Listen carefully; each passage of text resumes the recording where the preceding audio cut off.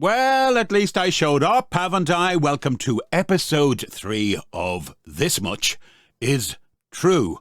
I've just been called a butt wipe by my daughter as she brushed by me, and I thought to myself, charming, high praise indeed. Well, she's just going on 21, so she's got a bit of attitude. Today we're going to talk about 3 things, just reflecting on parenthood really quickly, then into social media, the good and the bad and the pretty ugly of, and finally, borrowing things.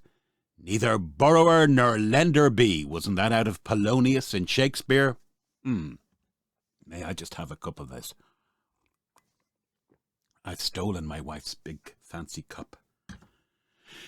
So, how are you today? Is your cerebral cortex functioning? Good.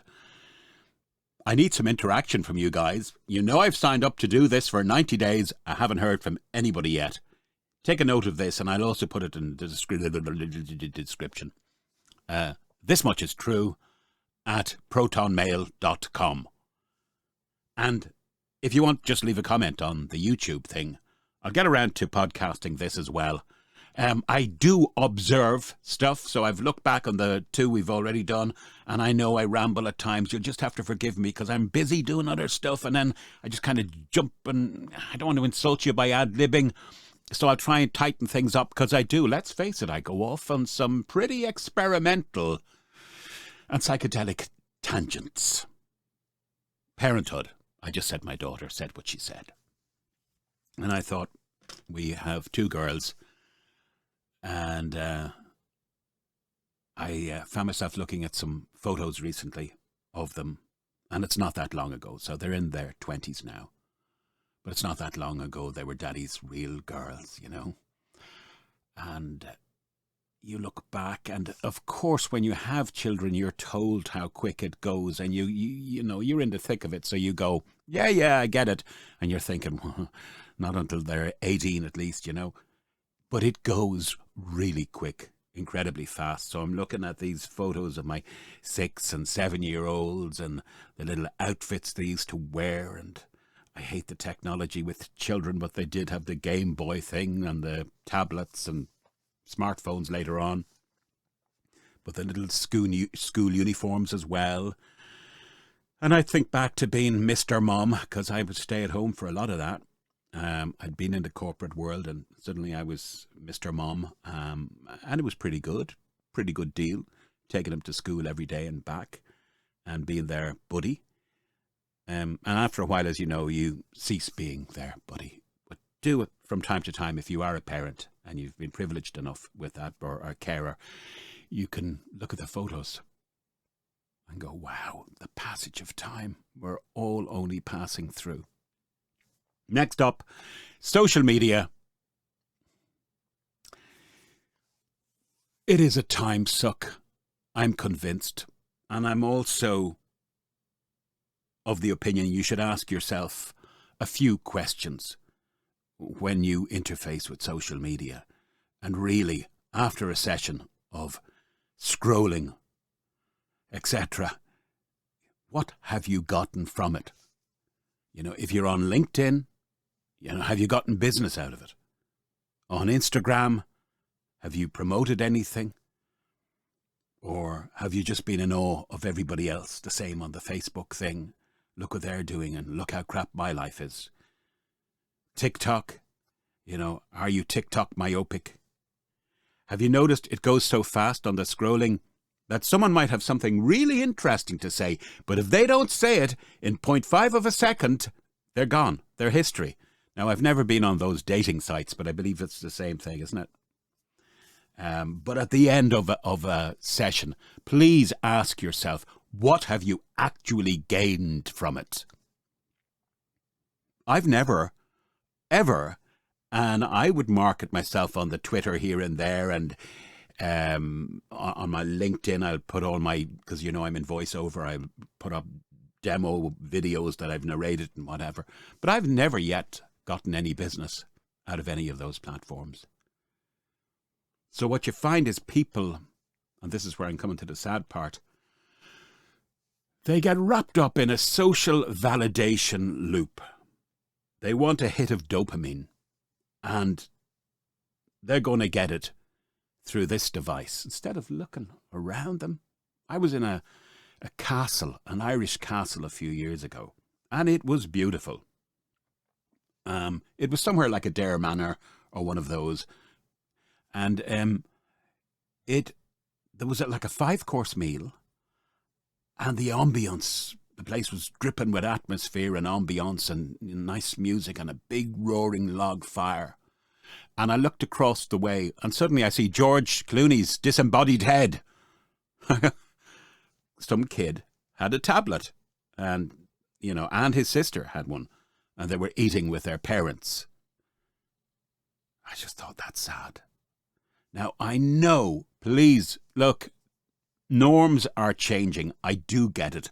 But I do think there's a time and a place. And if you're gaining something from that device, you have to ask yourself what you're losing in being just so focused. And I think you're losing a lot. Saw a child the other day, must have been about 3 years of age, if that, being pushed along in a wheel, what you call it, stroller, pram, as we say here, and it had a smartphone. And I thought, but as I said, I mean, my own at a certain age, they had to get the Game Boys and stuff. It's just the way it is now, but it is somewhat tragic. And what I think is even more so is when really it's the digital world they inhabit. Now, I'm no hypocrite. I know what I'm doing here. I mean, I'm on, to a degree, social media on YouTube and probably some podcasts as well. But I really think, and I've been doing this, a time and a place. So if I get into social media, I'm trying to give it half an hour, 40 minutes, 45 minutes, if I'm posting stuff, in terms of like looking at what other people are doing and TikTok and all that. I don't know. It doesn't really work for me. I'm finding myself constantly saying, what have I gained from it? And finally,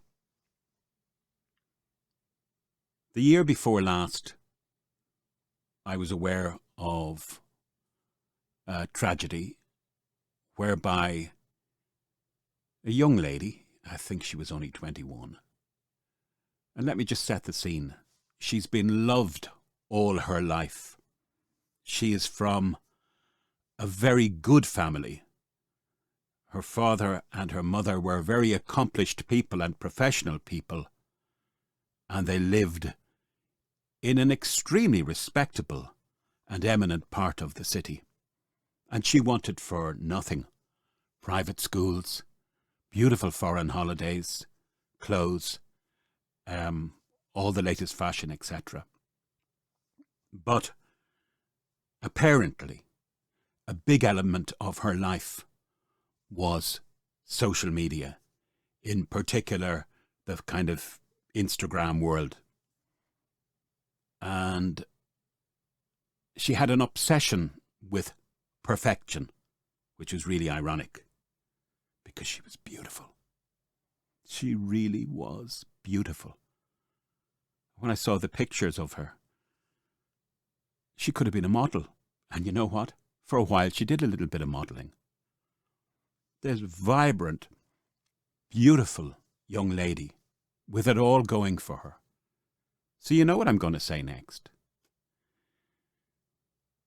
It was coming up to around Christmas time, and whatever place she had gone inwardly, she took her own life. I'm not acting here. I'm a father. I kind of vaguely knew the family.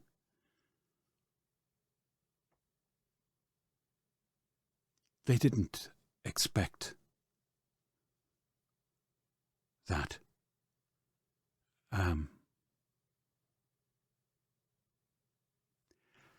And at her funeral, her uncle mentioned the social media thing. He called it a scourge, an unaddressed scourge of our young people. So this beauty thought she wasn't perfect enough. Now, perhaps there were other issues as well. But this whole self-esteem, as I said, the loop, you know, the feeding the loop of social validation through what others think. She could have been bullied online. She might have looked at other people and thought, you know, why am I Cinderella? And really, when you boil it all down, very much first world problems. But when you know nothing else but the first world, you don't realise just how well off you are. But of course I know when people do an audit of their life and what they have, it isn't necessarily all about position and what you have, etc. But let's face it, you've got a bloody advantage when you do have those things. And that family will never recover. And, you know, coincidentally, I found myself in hospital a few weeks later. And I was just passing time with the ambulance man who'd come in. I've heart issues, and I'm all right, touch wood. But this has gone back literally a year ago, because it was January the 5th last year. So what is it, 4th now? But anyway, I was just idly passing time with this guy. He was an ambulance man, and I said, look, you know, I'm aware of this terrible tragedy that happened recently, this beautiful girl. And he said, and he named her. He said, I know, I was on the call. And I'll tell you something else, he said to me. We're seeing it all the time, and people aren't aware of it. He said it shook us up really badly when we went up to that room. He said, you know the worst I've seen? He said, an 11-year-old. So, I don't know how you feel about that. I don't know how you feel about me, but it's from the heart. I mean it. It all happened. And if you want to give some feedback or similar situations, I am going to keep going here. I've told you, I'm in for the 90 days. But it'll help if I do get some feedback, some traction, you know, that I can say, oh, so-and-so had a similar situation story, or so-and-so has advised this is the course of action to take. I need all that. It's the life's blood of any kind of podcast. So again, this much is true at protonmail.com, or do leave a comment in the YouTube. And you don't have to name yourself. You can be anonymous. But I do think, in the words of that man, it is a scourge. It's a scourge. It's a total waste of being. And you know what it is? Besides a time suck, it is a fucking, awful distraction from the good things of life. And if I'm to be cynical, perhaps that's the way it's designed to be. Look over here while we're up to something else over there. And don't always be in a hurry to just, label people as cranks or conspiracy theorists.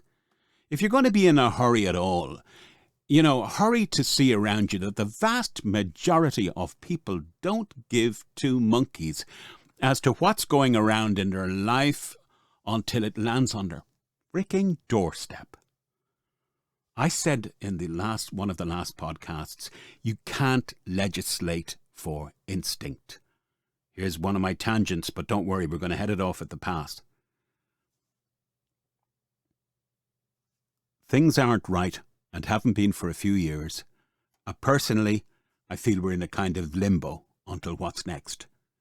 Perhaps, and we all know what went on 3 years ago, I actually believe that was the greatest thing, evil, the way it was handled, ever inflicted on mankind on a mass scale. So what I'm suggesting here, and don't be so quick to dismiss it, is I feel most of us were traumatized. We were traumatized. The evil nature of turning people against each other, frightening people, segregating, ostracizing people, denying people the right to think or the right to work. That's for another day. Now, third topic is, on a lighter note, there you go, is that light enough for you? Neither borrower nor lender be. Have you ever lent something and never got it back? Huh? Has that ever happened to you? I remember years ago, I was thinking about this. I lent a guy, and he was a good friend, 50 quid. Now, hey, 50 quid. 50 quid is 50 quid. 50 pounds, $50. And he's a great friend. But we were young men at the time, and it wasn't the money. It was the principle that you give somebody something, and they forget all about it. Many of us have gone through that. This much is true at protonmail.com, or leave a comment. And the worst thing about it, and I'm sure you'll agree, if you've ever lent somebody something and they seem to be very blasé as to returning it, you eventually have to address it. And then you're the bad guy or girl. Oh, for God's sake, forget about it. Can you stop? I'll get it to you. I'll get it to you. But you don't. So if someone comes into your house, here's a bugbear of mine. I have an extensive library. Oh, I like the look of that. Really? You don't mind if I borrow it, do you? Alert going off. But the generosity of you and the milk of human kindness and the need not to seem churlish, you say, oh, okay, yeah, get it back to me when you get a chance. You'll never see that book again. And in most cases, you don't. So you can just let stuff go. I get it. Possessions aren't everything, but particularly if it's a good book, and it's one you had pride of place in your library. Do you mind if I borrow that? Gardening tools, that's another one. You never see them again. I can think of at least 2 things here that went out the door on a loan and have never seen the light of day in this garden again. So you might think I'm being petty, but would you agree with me, if you've been in the situation where you constantly have to address it, how bad that makes you feel and how stressful it makes you feel? Because the likelihood is you're someone who wouldn't do that. So you have a conscience and principles. Or would you? Maybe. But I don't think so. It's happened so often. Finally, on that subject, I was just thinking, I make my living or my contribution to this household through narration. By the way, check out Fact Feast on YouTube. Just go after this. Fact Feast. I might leave a link. I do Fact Feast every week, and it's very Victorian. And Mark Manning, that's me, narrates it. And it came from no views, right, which this is like, to like thousands. There's often thousands of views within the first hour. So this guy provides me with a script every week, and I read it from, and I quite enjoy going all historic and Victorian. But anyway, do check that out. Why am I talking about that? Again, stop the tangents, Mark. Well, it is kind of relevant, because one of my first ever narration jobs was for this Scottish guy. He was a bit of a businessman, I don't really do the Scot. How do you do the Scottish accent? Well, you could kind of do a bit of a Sean Connery on it, couldn't you? There you go. Read that. There's a good lad now. And I didn't know any better. I was starting off on audible.com at the time, where you'll find many books narrated by me. In fact, I'm about to start a 15-hour one, which will mean a few weeks, today or tomorrow. But anyway, this guy had, I've sold 40,000 of them on Amazon. I should have checked, right? So you'll have no problem at all. And then the kiss of death in the narration business. Do not accept 50-50 deals unless you're dealing with J.K. Rowling or someone like that, right? Just don't do it. It's not worth your while. Charge them per hour and be done with it. So anyway, I read this guy's book. Now, granted, it was not a Neumann TLM 103 microphone, which is the go-to in the voice business. It was a rinky-dink. It's up here somewhere. I think it was a snowball mic I had. Blue snowball. But it did the job. And I read this whole tome of fiction and provided various kind of voices like Russians as well. Not a very good one, but I remember doing the whole thing. And I never saw a red cent of it, boys and girls. Did I complain? No, because I'd kind of signed up for 50-50. Mind you, I don't think I put it into admin properly. But again, it's not the money. It's the principle that some guy, probably in goodwill initially, approached me, commissioned me to do a job, and never even said, look, I'll tell you what, the book isn't selling. Here's $100 or here's $50. Not at all. It frickin' sits on audible.com to this day, and I'm not going to give it any publicity. But how people can do that? Or is it just me? Maybe I'm just a softy and an idiot and too trusting. That said, I'm certainly not naive in that department anymore. I'm firm with people. When I'm doing business, I don't get wishy-washy with them. I'm prepared to give a price, a reasonable price, and not get into, people start going, well, I can get it cheaper here. Go get it cheaper. Goodbye. I don't do cheap. I'm nice, though. I wouldn't say it like that. I'd say, fair enough. Go ahead. Because you've got to know your worth. And I've said too much now, haven't I? But we've covered 3 topics. A little bit about parenthood and nostalgia.